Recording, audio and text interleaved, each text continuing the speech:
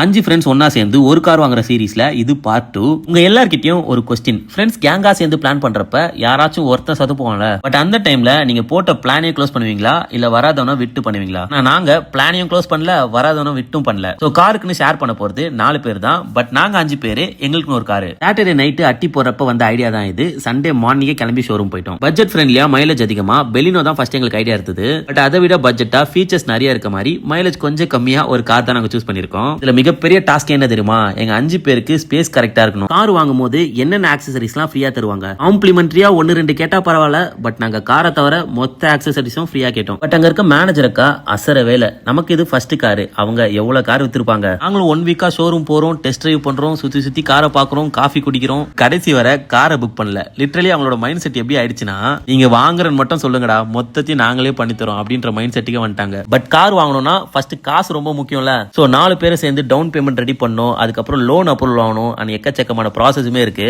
இதுக்கெல்லாம் முன்னாடி 10,000 ரூபாய் பே பண்ணி ஃபர்ஸ்ட் காரை புக் பண்ணுங்கன்னு சொன்னாங்க. சோ ஆளுக்கு 2,500 ரூபாய் போட்டு காரை புக் பண்ணலான்னு போறப்ப கேங்ல ஒருத்தன் கேட்டான் பாருங்க கேள்வி. இந்த ஒரு வாரம் டெஸ்ட் டிரைவ் பண்ணது, காரை பத்தி எக்கச்சக்கமான டவுட் கேட்டது எல்லாமே இவன் தான். பட் பே பண்ணலான்னு போறப்ப என்னடா புக் பண்றீங்க அப்படின்னு கேக்குறான். சூப்பர்ரா, 2வது ஒருத்தன் சொதப்பிட்டான். கார் வாங்குற பிளான் காலி நினைச்சேன். பட் நான்லாம் போயஸ் கார்டன்ல வீடு வாங்க கூடாதா?